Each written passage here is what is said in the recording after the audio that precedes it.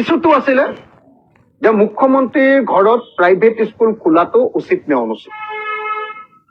ইছ্যুটো আছিলে অসমৰ ৰাজহুৱা শিক্ষাখণ্ড সঁচাকে এতিয়া সংকটত গৈছে নে নাই, আৰু প্ৰাইভেট শিক্ষাখণ্ড কিয় দিনে দিনে আগবাঢ়ি গৈ আছে, আৰু ৰাজহুৱা শিক্ষাখণ্ডৰ কিয় অৱস্থা বেয়া হৈছে।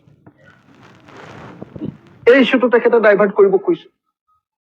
ইছ্যুটো আছিলে যে হিমন্ত বিশ্ব শৰ্মাৰ পত্নীয়ে তেখেতৰ মুখ্যমন্ত্ৰিত্বৰ সুযোগত, হিমন্ত বিশ্ব শৰ্মাৰ মুখ্যমন্ত্ৰিত্বৰ সুযোগত গোটেই অসমতে অবৈধ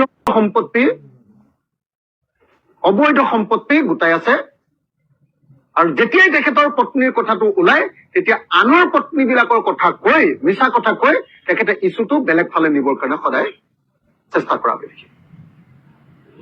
নৈতিকতা তেতিয়া ওলালেহেঁতেন যেতিয়া হিমন্ত বিশ্ব শৰ্মাই ক'লেহেঁতেন যে আপুনি মোৰ পত্নীৰ 2 নম্বৰী কৰা বুলি কৈছে, মই মোৰ পত্নীয়ে 2 নম্বৰী কৰি কিবা সম্পত্তি হেৰি কৰিছে নেকি, তাৰ ওপৰত আজিয়ে তদন্ত ঘোষণা কৰিলো।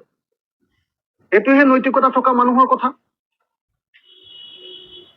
অসমৰ সকলো মানুহে জানে যে হিমন্ত বিশ্ব শৰ্মাই নিজৰ পত্নীৰ নামত গোটেই অসমত ইমান অগাধ সম্পত্তি কৰিছে যে হয় সম্পত্তিৰ হিচাপ চাগে আজিৰ দিনটোত হিমন্ত বিশ্ব শৰ্মাৰো মনত নাই আৰু তেওঁৰ পত্নীৰো চাগে মনত নাই, যিমান সম্পত্তি কৰিছে।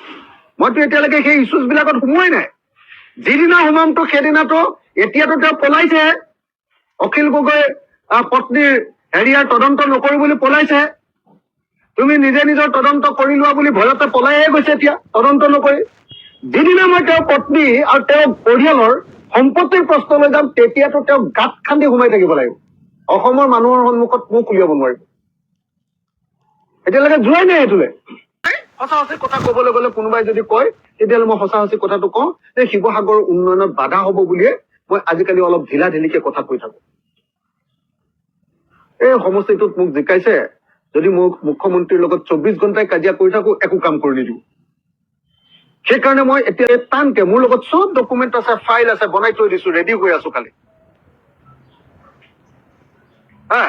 কিন্তু এইকাৰণে কৰা নাই যে শিৱসাগৰৰ কাম কেইটামান যদি কৰাই ল'ব নোৱাৰো, মোক জেলৰ পৰা যে জিকাইছে শিৱসাগৰবাসীয়ে মোক অভিশাপ দিব।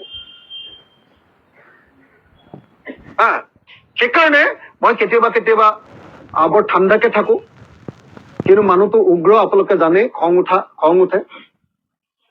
যদি চেলেঞ্জ লয় তেতিয়াহ'লে মুখ্যমন্ত্ৰীক মই চেলেঞ্জ দিছো যে আমাৰ যিমান সা সম্পত্তি আছে এইবিলাক তেখেতে প্ৰমাণ কৰি দিয়ক, আৰু তেখেতৰ যিমান সা সম্পত্তি আছে এইবিলাকো আমি প্ৰমাণ কৰি দিম।